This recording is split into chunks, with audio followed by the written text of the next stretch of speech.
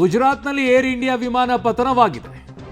ಇದರಲ್ಲಿ 242 ಪ್ರಯಾಣಿಕರಿದ್ದರು. ವಿಮಾನ take off ಆದ ಕೆಲವೇ ಕ್ಷಣಗಳಲ್ಲಿ 5 ನಿಮಿಷನೂ ಆಗಿಲ್ಲ. ಮೇ ಡೇ ಅಂತ ಕರೆ ಕೊಟ್ಟಿದ್ದಾರೆ. ಮೇ ಡೇ ಅಂದರೆ ಕಟ್ಟ ಕಡೆಯ ಕರೆ ಎಂದರ್ಥ. ಲಾಸ್ಟ್ ಕರೆ ಮಾಡಿದಾಗ ಹೇಳಿದೆ, ಏನಾದರೂ ತೊಂದರೆ ಇದ್ದರೆ ಕೊಡುವಂತಹ ಕರೆ ಅದು. ಸೊ ATCಗೆ ಪೈಲಟ್ ಸುಮಿತ್ ಸಬರ್ವಾಲ್ ಕೊನೆಯ ಕರೆಯನ್ನು ಮಾಡ್ತಾರೆ. ಗುಜರಾತ್ನಲ್ಲಿ ಏರ್ ಇಂಡಿಯಾ ವಿಮಾನ ಪತನವಾಗಿದೆ.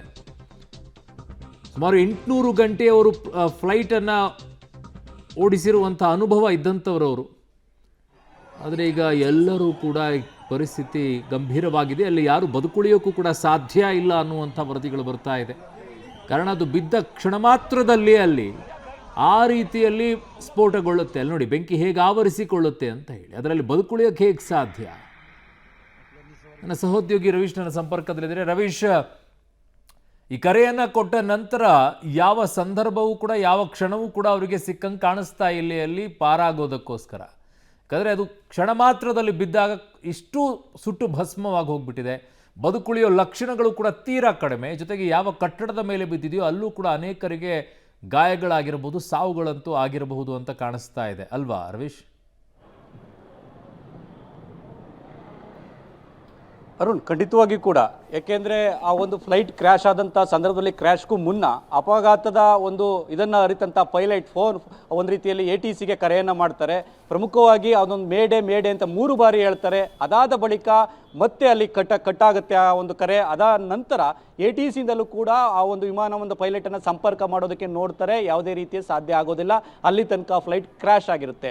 ಅಂದರೆ ಈ ಒಂದು ಮೇಡೆ ಒಂದು ಸಂಕೇತ ಏನಿದೆ ಅಂದರೆ ತುರ್ತು ಸಂದರ್ಭ ಇದೆ, ಒಂದು ರೀತಿಯಲ್ಲಿ ನಾವು ಅಪಾಯದಲ್ಲಿದ್ದೇವೆ ಅನ್ನೋದನ್ನು ಎಚ್ಚರಿಸೋದಕ್ಕೆ, ಜೊತೆಗೆ ಎಲ್ಲೋ ಒಂದು ಕಡೆ ನಾವು ಕೂಡ ಅಪಾಯದಲ್ಲಿ ಸಿಲ್ಕೊಂಡಿದ್ದೇವೆ ಅನ್ನೋದನ್ನು ಕೂಡ ಎಚ್ಚರಿಸೋದಕ್ಕೆ ವಿಮಾನಯಾನ ಇದರಲ್ಲಿ ಅದನ್ನು ಮೇಡೆ ಅಂತ ಪೈಲಟ್ ಅವರು ATCಗೆ ತಿಳಿಸಬೇಕಾಗುತ್ತೆ. ಆ ಕೆಲಸವನ್ನು ಪೈಲಟ್ ಮಾಡಿದ್ದಾರೆ. ಅಂದರೆ ಪೈಲಟ್ ಎಲ್ಲೋ ಒಂದು ಕಡೆ ಅನುಭವ ಉಳ್ಳತಕ್ಕಂಥ ಪೈಲಟ್. ಸುಮಾರು 8200 ಗಂಟೆಗಳ ಕಾಲ ಒಂದು ವಿಮಾನವನ್ನು ಓಡಿಸಿರ್ತಕ್ಕಂಥ ಪೈಲಟ್, ಜೊತೆಗೆ ಕೋ ಪೈಲಟ್ ಏನಿದ್ದಾರೆ ಅವರು ಕೂಡ 1100 ಗಂಟೆಗಳ ಕಾಲ ವಿಮಾನವನ್ನು ಚಾಲನೆ ಮಾಡಿರ್ತಕ್ಕಂಥವ್ರು. ಹಾಗಾಗಿ ಎಲ್ಲೋ ಒಂದು ಕಡೆ ಈ ತಾಂತ್ರಿಕ ದೋಷ ಏನು ಅನ್ನೋದ್ರ ಬಗ್ಗೆ ಒಂದು ರೀತಿಯಲ್ಲಿ ಮುಂಚೆನೇ ಅರಿವಿತ್ತೋ ಇರಲಿಲ್ವೋ ಅನ್ನೋದ್ರ ಬಗ್ಗೆ ಕೂಡ ಸಾಕಷ್ಟು ಚರ್ಚೆಗಳಾಗ್ತಾ ಇದೆ. ಯಾಕೆಂದರೆ ಆ ಒಂದು 700ರಿಂದ 800 ಅಡಿ ತಲುಪಿದ ಬಳಿಕ ಎಲ್ಲೋ ಒಂದು ಕಡೆ ತಾಂತ್ರಿಕ ದೋಷ ಕಂಡು ಬಂದರೂ ಕೂಡ ತುರ್ತು ಒಂದು ರೀತಿಯಲ್ಲಿ ವಿಮಾನವನ್ನು ಇಳಿಸೋದಕ್ಕೂ ಕೂಡ ಸಾಧ್ಯ ಆಗೋದಿಲ್ಲ. ಆ ಕಾರಣದಿಂದಾಗಿ ಅಪಘಾತ ಸಂಭವಿಸಿದೆ ಅಂತ ಹೇಳಲಾಗ್ತಾ ಇದೆ. ಹಾಗಾಗಿ ನೀವು ಹೇಳಿದಂತೆ ಆ ವಿಮಾನದ ಒಳಗಡೆ ಇದ್ದಂಥವರು, ಜೊತೆಗೆ ಆ ಒಂದು ಜನವಸತಿ ಪ್ರದೇಶದ ಮೇಲೆ ವಿಮಾನ ಒಂದು ರೀತಿಯಲ್ಲಿ ಬಿದ್ದಿರ್ತಕ್ಕಂಥ ಹಿನ್ನೆಲೆಯಲ್ಲಿ ನಿಜಕ್ಕೂ ಕೂಡ ದೊಡ್ಡ ಮಟ್ಟದಲ್ಲೇ ಒಂದು ರೀತಿಯಲ್ಲಿ ಘೋರವಾಗಿ ಸಾವು ನೋವು ದುರಂತ ಸಂಭವಿಸಿರ್ತಕ್ಕಂಥದ್ದು. ಹಾಗಾಗಿ ಅಧಿಕೃತವಾಗಿ ಎಷ್ಟು ಮಂದಿ ಸಾವು ನೋವಿನಲ್ಲಿ ಇದಾಗಿದ್ದಾರೆ ಅನ್ನೋದ್ರ ಬಗ್ಗೆ ಕೂಡ ಅಧಿಕೃತ ಮಾಹಿತಿ ದೊರಕಬೇಕಷ್ಟೇ. ಆದರೆ ಆ ಒಂದು ವಿಮಾನ ಬಿದ್ದಂತಹ ಸ್ಥಳವನ್ನು ನೋಡಿದಂತಹ ಸಂದರ್ಭದಲ್ಲಿ ಜೊತೆಗೆ ಎಲ್ಲೋ ಒಂದು ಕಡೆ ಸಾಕಷ್ಟು ಸಂಖ್ಯೆಯಲ್ಲಿ ಒಂದು ರೀತಿಯಲ್ಲಿ ಸಾವು ನೋವಾಗಿರ್ತಕ್ಕಂಥದ್ದು ಕೂಡ ವರದಿಗಳು ಕೇಳಿ ಬರ್ತಾ ಇದೆ. ಆದರೆ ಅಧಿಕೃತ ವರದಿ ಅಷ್ಟೇ ಬರಬೇಕಾಗಿದೆ ಅರುಣ್. ಓಕೆ, ಹಾಗೆ ಸಂಪರ್ಕದಲ್ಲಿ ರವೀಶ್, ವಾಪಸ್ ಬರ್ತೀನಿ. ಪಾಪ ಆ ಕುಟುಂಬಸ್ಥರ ಪರಿಸ್ಥಿತಿ ಏನಾಗಿರಬೇಕು? ಒಂದೊಂದು ಫ್ಯಾಮಿಲಿಗಳೇ ಹೋಗ್ತಾ ಇರತ್ವೆ ರೀ. ಆ ಇಡೀ ಫ್ಯಾಮಿಲಿ ನಾಶ ಆಗ್ಬಿಟ್ರೆ ಏನು ಕತೆ ಅಂತ